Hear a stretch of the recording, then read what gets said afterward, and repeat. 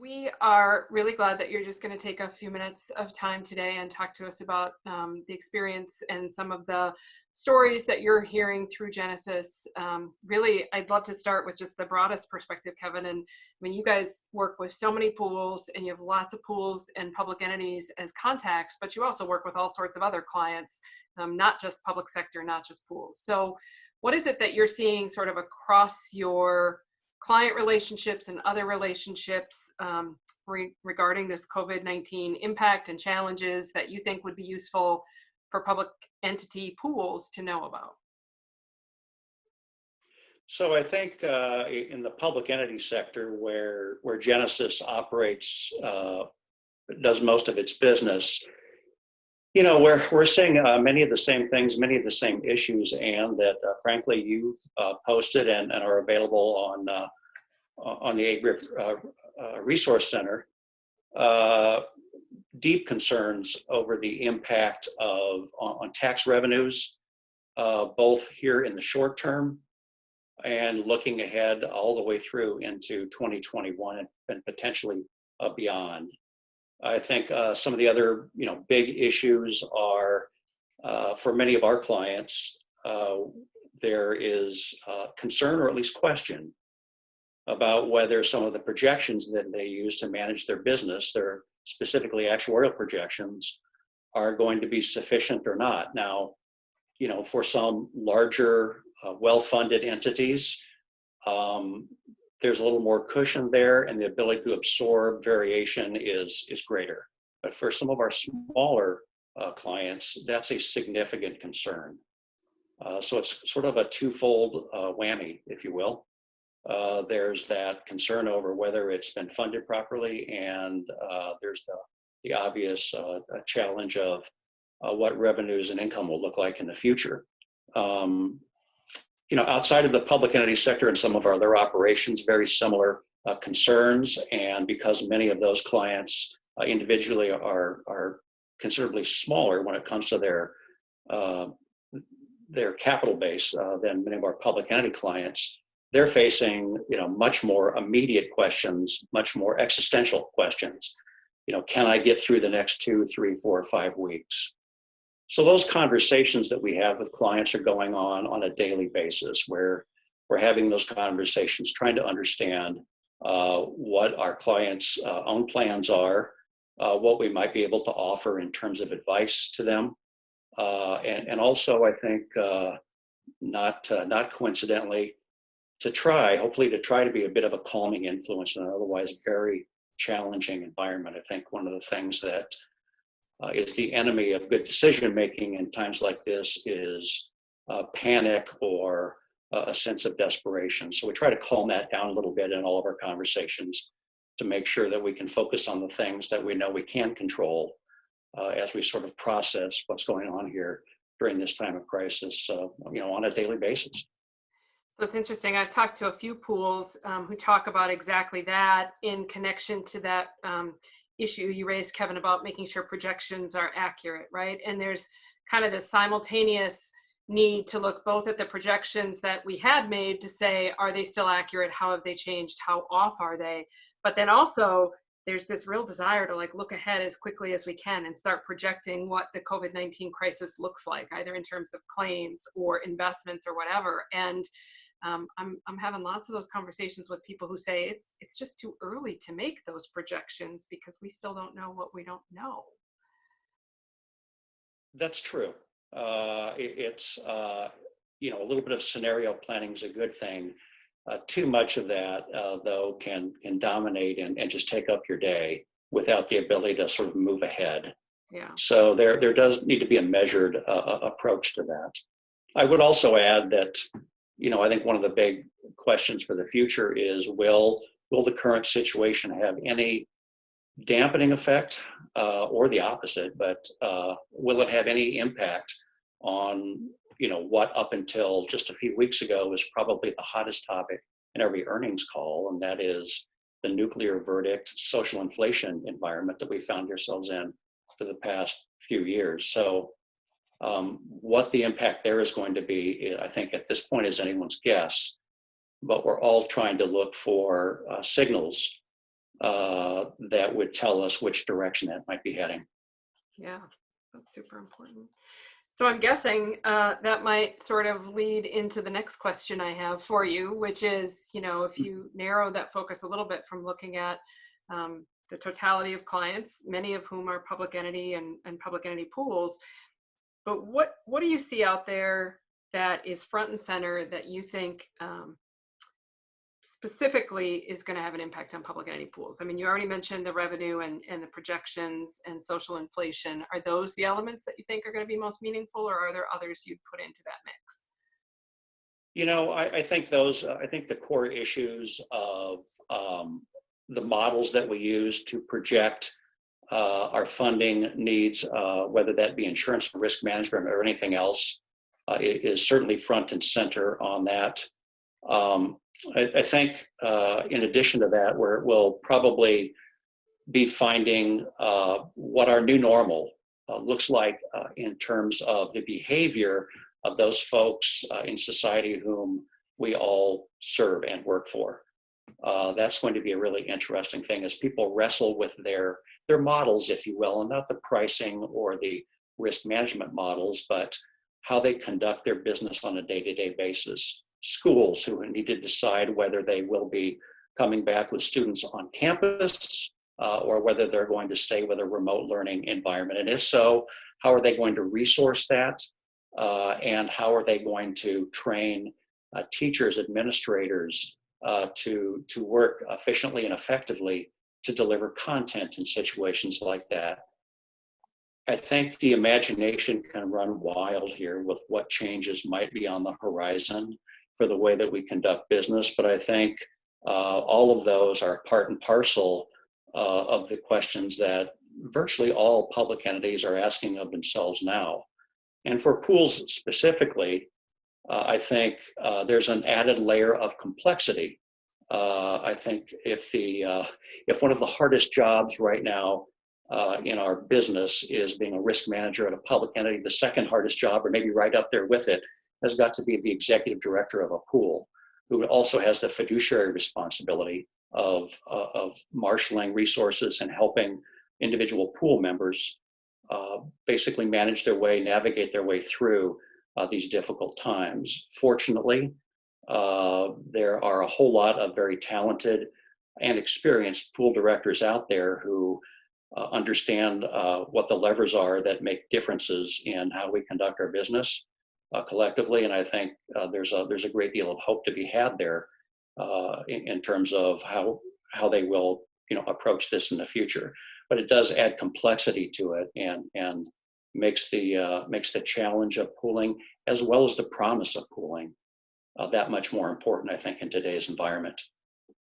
So I'm really intrigued by that insight that, as an organization, right, that schools or public entities or maybe even pools might have to find their own new normal of operations and behavior and culture and all of those different elements. And I don't know, have you started to hear some of that from the pool directors that you're talking to? Do you see pools themselves doing that introspection and starting to think about what their own new normals might look like?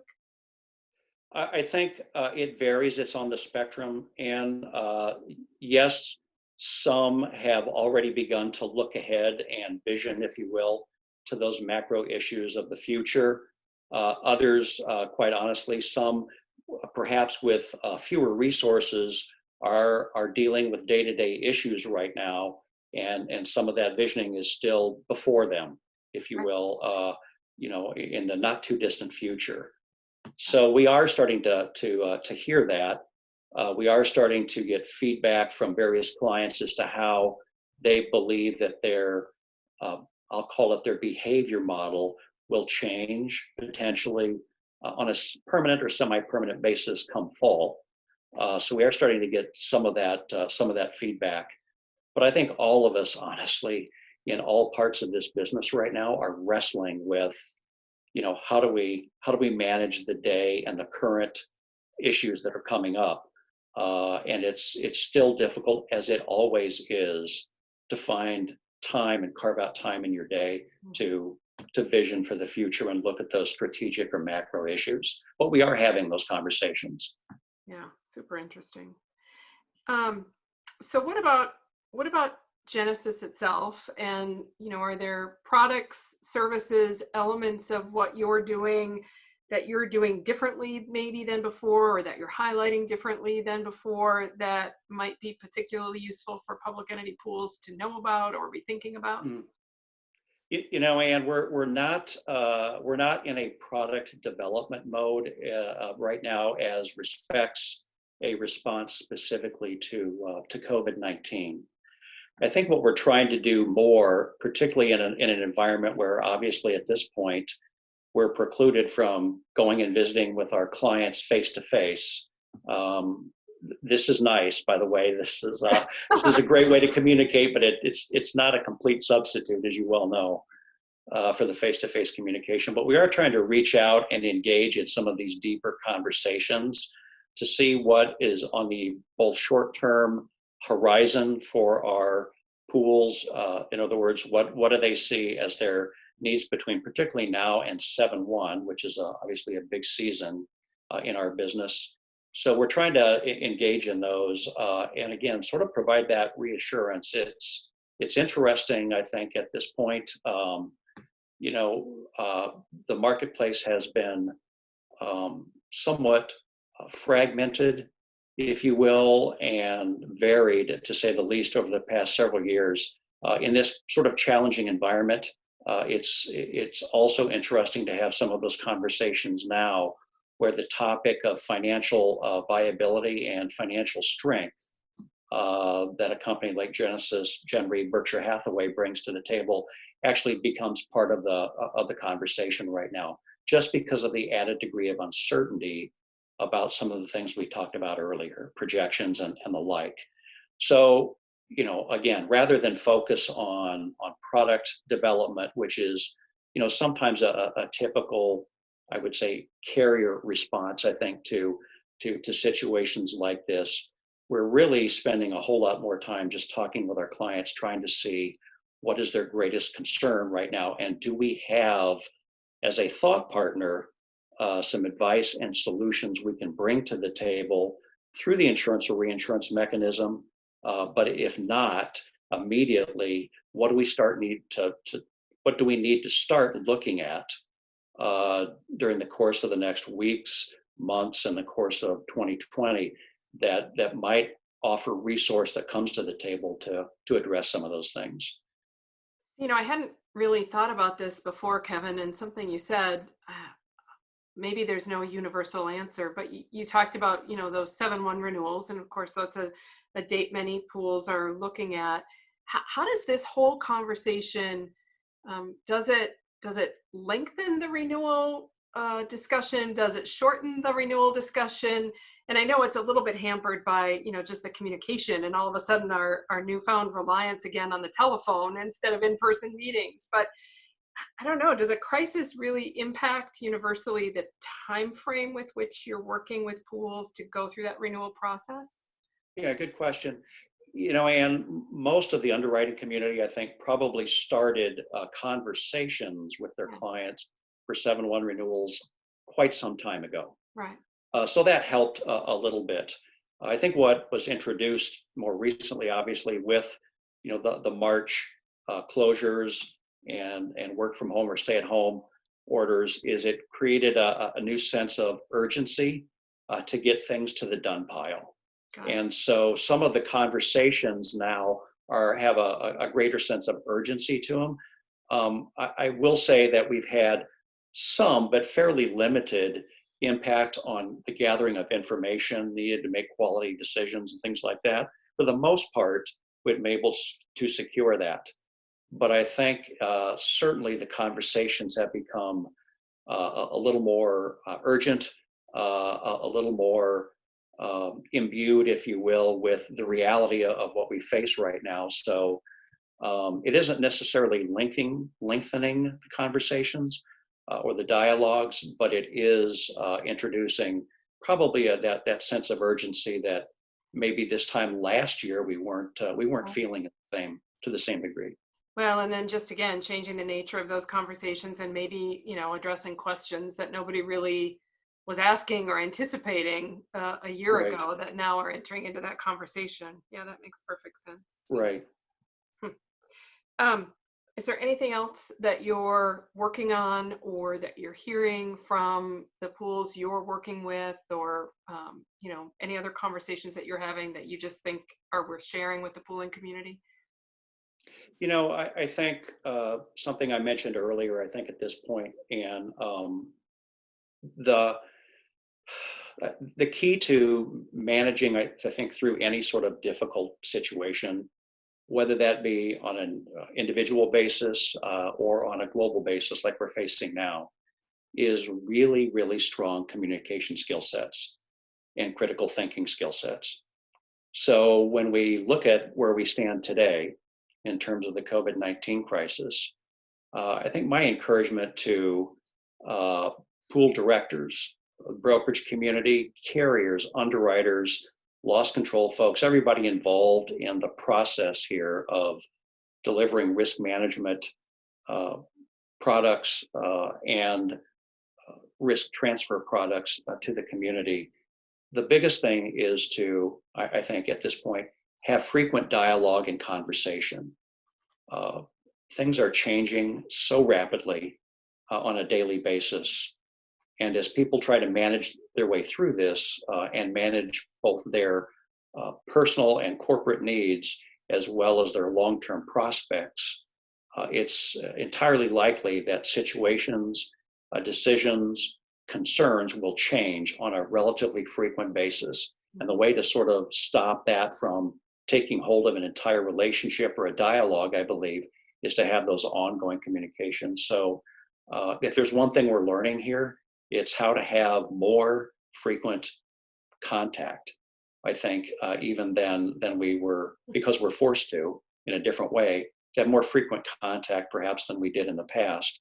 And those dialogues and conversations are important because those are what will carry us through some difficult times like this. Hmm. Yeah, for sure. Yeah, that's great.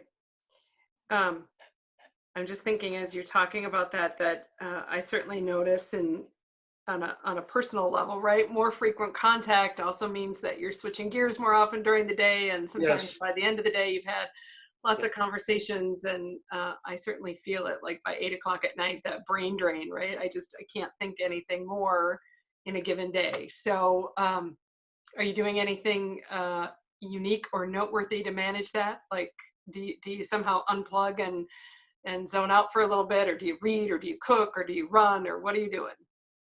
Yeah, it's on the reading side, as the weeks kind of went by here, I found myself kind of going deeper a little bit into some more serious topics. I picked up a couple of old books uh, that I particularly have enjoyed. A author by the name of Reza Aslan. He's an Iranian American religious scholar, author, TV host. I really appreciate his scholarly approach to diving into some of the deeper issues of life and spirituality. Yesterday, I picked up a small publication from the folks at Kent State University Press. Yeah. Their publication, or that publication entitled This We Know, sort of a timeline of the 13 seconds at Kent State, which is an important moment in our nation's history. And coincidentally, in just a few days, May the 4th, we will remember the 50-year anniversary of that tragic event, something that changed the course of not only the Vietnam War protest movement, but arguably sort of the discourse and dialogue of a nation, again, coming out of a very, very tragic set of circumstances. So I'm sort of just fascinated by looking at some of those things. And then occasionally I've got to unwind and go back to the less serious side. So I flip on some John Krasinski and his podcast, Some Good News, I was and gonna say that and all kind of try to do that. Yeah, yeah, that all still sounded like some heavy lifting. I was gonna joke it about you it, not it being kind of was. It yeah, it, not it the kind of Netflix was. binger. Yeah, but John Krasinski, we got it. Are you watching his Some Good News broadcasts as well? Isn't he the one doing Yes, that? Yeah, yes. Very good. Yeah, that's been good. So yeah, I think that's kind of what I've been doing, but and it's going okay. It is certainly a different feel to it, and I certainly want to get back to direct human contact, but so far so good in terms of kind of managing this new normal. I think back, of course, to our AGRiP conference that was early March, and you and I had a great hallway conversation, probably like the last day of the conference, and we were still sort of all figuring out what COVID-19 meant and what it was going to impact in terms of travel and in terms of, just day-to-day life. And I don't think we quite had our head around the scope yet. And we kind of stood there in the hallway and said, well, what do you think? How big of an impact is this going to have? And man, if only we had known then, huh? Yeah, it's been a life changer for sure. I never thought I would say this, but I'm actually looking forward to getting back on an airplane someday. Yeah, So, um, and I think my wife is really looking forward to me getting back on an airplane. So, we all feel it for sure. yeah. Well, thank you again for taking the time out of the day and amid all the other conversations you're having and all the important work that you're doing. This was great information to have and really great perspective. So thank you again. Well, I certainly appreciate the invitation, and I look forward to talking again and Yep. Following the updates to the AGRiP portal, and we will manage our way through. Awesome. Thanks, Kevin. You bet.